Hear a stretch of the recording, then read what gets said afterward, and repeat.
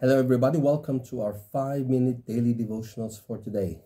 This is a series of short videos sharing some thoughts on a passage mula sa ating Moravian daily text readings. And patuloy tayo sa ating pag-aaral ng letter of Ephesians, a letter sent by Paul sa mga mananampalataya sa Ephesus. Our passage today is taken from Ephesians chapter 5, verse 8 to 20. From yesterday, we are reminded that we are to follow God and be imitators of God. Not just as any person, but as children of God. Kung tayo tinuturing na anak ng Diyos, mamuhay tayo na katulad ng Diyos. For we bear His name. We continue on with our passage in understanding that in verse 8 we read, You, for one time, you were darkness. Hindi sinabing you were in the darkness o ikay nasa kadiliman. No, ikaw mismo ang kadiliman. Tayo mismo ay kadiliman. Tayo mismo ay malayo sa Diyos dahil siya ay liwanag. Tayo ay kadiliman. You are dark for once. But when we became children of God, nung ikay naging anak ng Diyos, nung tinanggap natin si Kristo bilang Diyos at tagapagligtas, bilang kaloob niya sa atin, dahil sa biyaya habag ng Diyos. Once you were dark, but now, ngayon, ikaw na tumanggap kay Kristo, ikaw na anak ng Diyos, you are light of the Lord. You are light in the Lord. Kung ikay nananahan kay Kristo, si Kristo yung nananahan sa'yo, ikaw mismo ay liwanag. Hindi ka na kadiliman. Ikaw kaisa na ng Diyos, yung liwanag ng Diyos ay nasa sa'yo. Walk as children of light, Paul says. Mamuhay tayo na mga anak ng Diyos. Anak ng liwanag.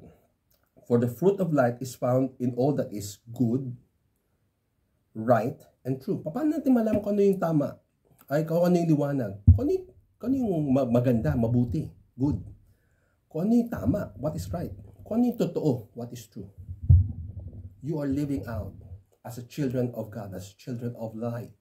If you are doing what is good, what is right, and what is true. Now, Paul also adds this very important instruction. Try. Okay? Hindi natin makukuha 100%, pero at least make an effort. Try to discern what is pleasing to the Lord. Yesterday, we talked about not to grieve the Holy Spirit. One part of that is to do what Holy Spirit wants us to do. So it's important for us to discern. Malaman natin, matanto natin, what is it that is pleasing to the Lord? The Holy Spirit speaks to you and me and allows us to understand what is pleasing for Him. The point is, we need to listen. We need to understand. We need to accept it. Huwag natin i-ignore. Huwag natin i-baliwala. Huwag natin i-take for granted yung pangunguna ng Diyos. So, as children of light, we need to discern what is pleasing before the Lord. But also, we are not to take part in unfruitful works.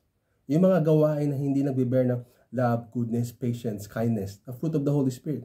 Take no part in those unfruitful works. In fact, and this is very clearly mentioned by Paul, in fact, we are called to expose them. Ilantad sa liwanag. Kasi itong mga bagay na ito na unfruitful, usually, ginagawa sa kadiliman when nobody else is looking, when nobody else understand or sees it. But when you put something in the light, as Paul says here, for it is shameful, for when anything is exposed by the light, it becomes visible. Ito'y nahayag, ito'y nalalantad. At pag nalantad, we are compelled to react accordingly. Malaman natin, minsan ito tapatan lang.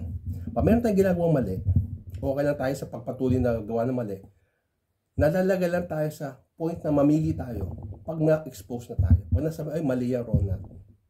We are then made to choose. Are we to continue with the wrongdoing? Or are we to repent and turn away from it?